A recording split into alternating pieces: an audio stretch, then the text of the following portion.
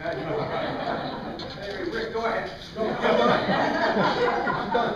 I'm tired. I hear him. He lives in my backyard. I don't get answers anyhow. But I think like Solon School, I think they're college prep school. In the paper, you see a lot of articles about skill gaps are real in the industry. And I wonder how you might be addressing that, because some of those skills have been, that education has been excised from the schools. And also, there's another article about one man said to keep up with this digital age, they need more statisticians, they need more people in this field, that they see a very strong shortage of. So. Marilyn, would you repeat the question? Yeah, that's what I was going to I'd like ask. to know what we're doing other than, you know, an academic program. Do you want to know if there's any vocational programs? Are we training, pardon? Is that your question? Excel. Yeah, but is that what, Oh. yeah, is that what you're asking about? I'm just saying, industry's complaining they don't have people. Yeah, okay. And we know it's not only fracking, it's industrial, medical devices, they don't have people trained to do these positions. I couldn't agree with you more, and one of the things that we do have is a great consortium for vocational education. They can have the best of both worlds, both academic and vocational. We're in a compact with Mayfield, Beechwood, and Chagrin and Orange, and I can't remember the others, but we do have a lot of kids that are going into training. We also have a program that we work with some of our industrial areas, a training program where we have our kids involved in an internship, and you know, that's going very strong. But you know, it takes, can I tell you, it takes the student, the parents, the staff, our guidance counselor to make a decision or help make a decision in this. I mean, I know my husband went to Kent State University for 2 and 3 years, and he hated everything. He loved to paint. He loved to work with his hands, but yet he was told, you know, you have to do this. We try to train our guidance counselor to listen to our kids. You know, everybody doesn't have to be college trained, and I got news for you. A lot of our college students, I won't say ours because we really train our students to go ahead, but a lot of students that have a college education can't find a job. We need more of the trades. Would you like fries with that? One of the, I think Marilyn has touched on a point of parent involvement. I know there's, you know, you look at the last couple of generations, the feeling is always been, well, I want my children to excel beyond where I was. I want them to have more education than I had. I want them to get a better job than I had. What's happened is there's so many students who are going to college that they're forgetting some of these service industries. And, you know, you'll get plumbing, electricity, and, you know, going on. They make great money, too. And you need to learn to do what you enjoy. And it's okay. Our Excel Tech program is fabulous, and the internships is fabulous. Sue's got a question. On the other hand, as part of the Common Core curriculum, which I am so opposed to.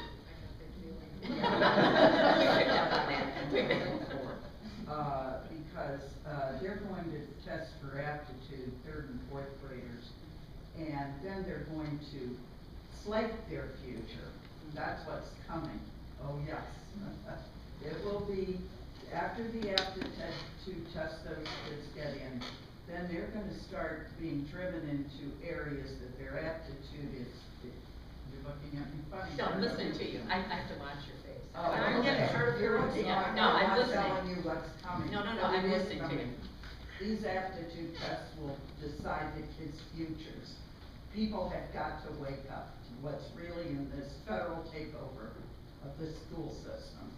And it isn't here yet. McGraw-Hill will have their textbooks out next year. But it's not piercing.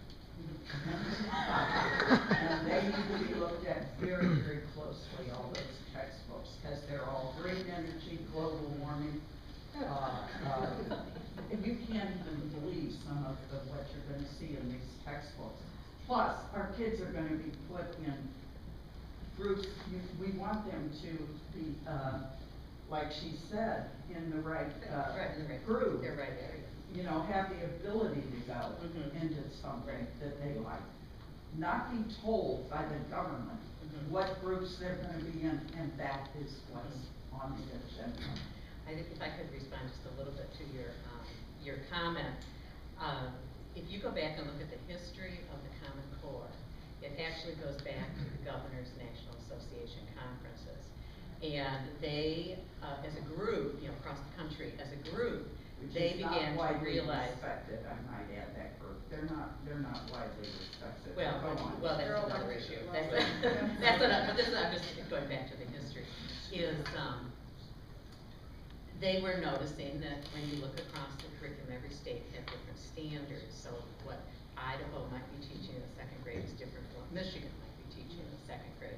Their thinking was, well, let's try and get some common guidelines going across the grade level. So if you're living in California, and your child's in the sixth grade and you move to Ohio, you should be pretty close to what's being taught.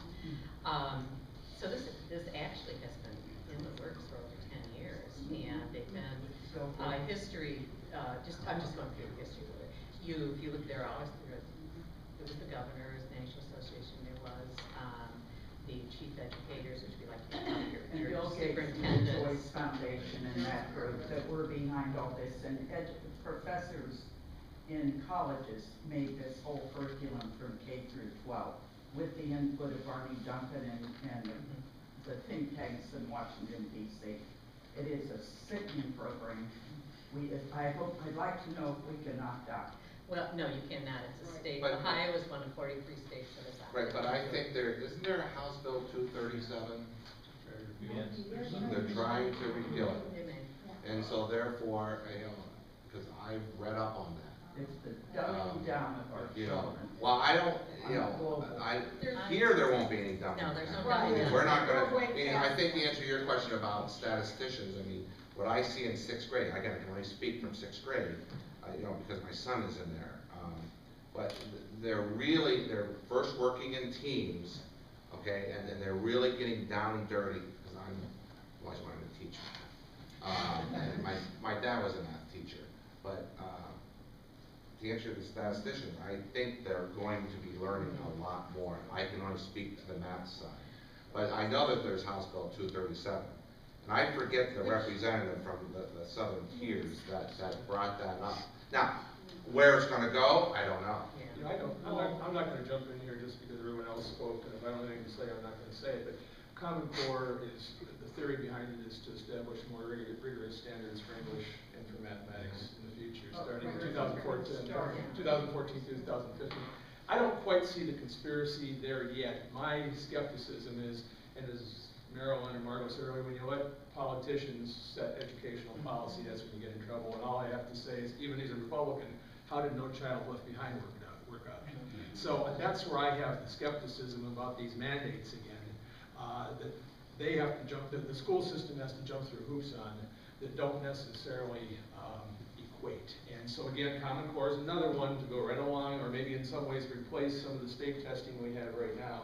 I'm skeptical, even though I don't know that it's the conspiracy, or I feel it's a conspiracy. Look into I will, but I don't quite see that. I think one of the things it's important is, everybody in this room has a different philosophy on whether it's the Common Core, or whether it's the healthcare plan, or whether it's the environment. When you feel strongly about something, you need to direct those energies towards the groups that can really take care of it. And in Ohio, it would be our legislatures, the governor's office, and so forth. Our concern as school board members is Solon.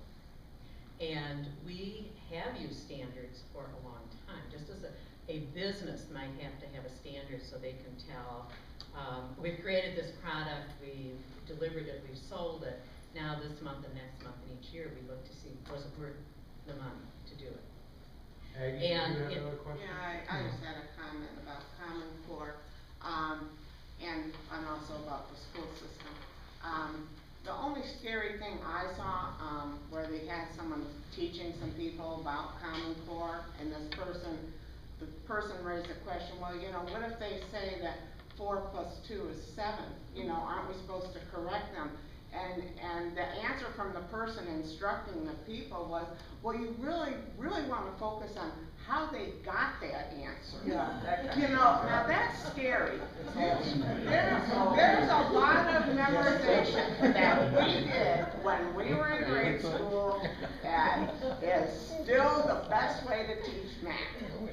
tables, addition, and everything else. You raised a very. The only comment I have to say about Solon School is that I had one son that went all the way through Solon School, one that went to St. Rita's K through 5 and then through Solon School.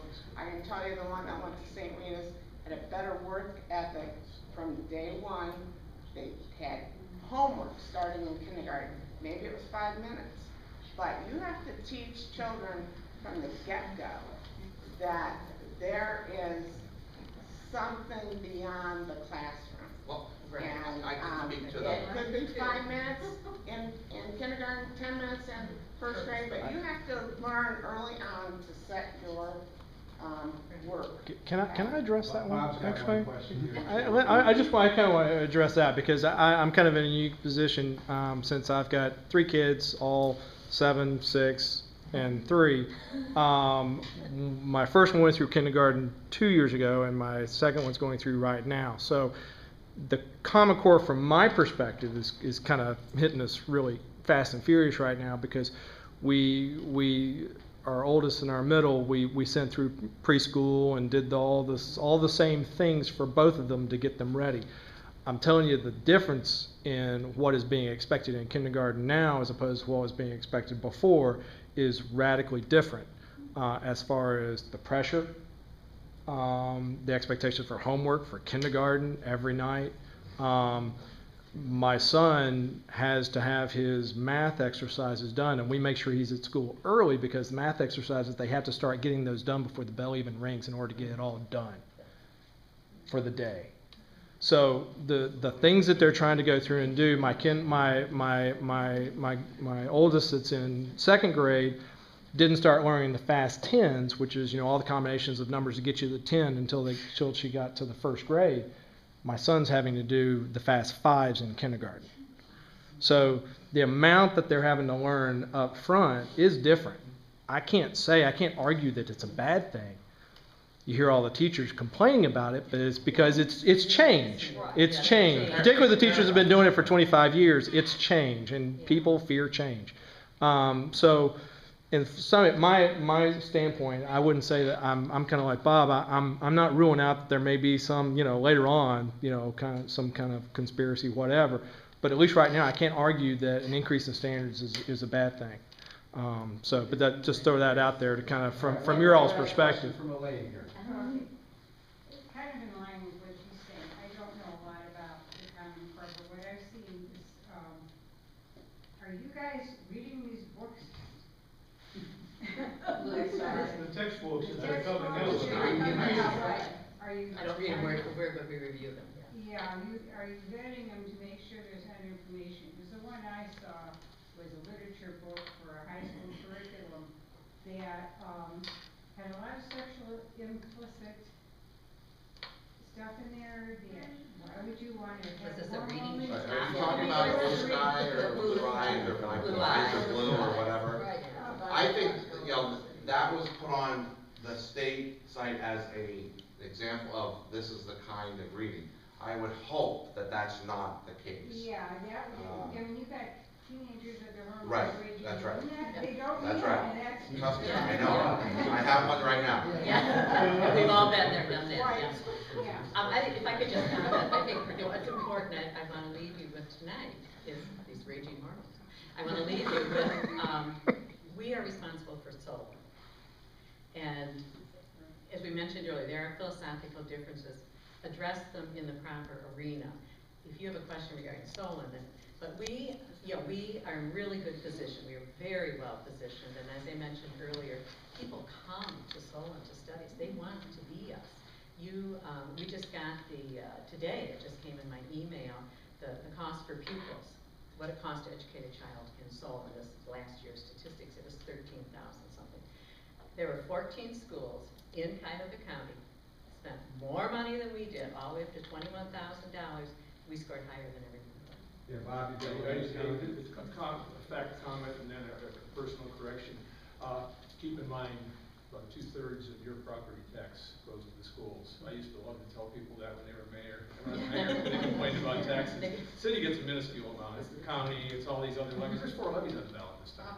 Health and Human Services, Metro Parks, Port Authority and a school replacement levy. So that's a problem. School Exactly. replacement levy is a Well, problem. the replacement's gonna cost more money. Anyhow, so two-thirds of your taxes, local taxes go to schools. I apologize to my daughter Suzanne. I may have said she was a guidance counselor in Aurora. She's a guidance counselor in Hudson. It's her first year. And if I said it, I apologize. It's Hudson. You All right, listen, we really want to thank all of you for being here.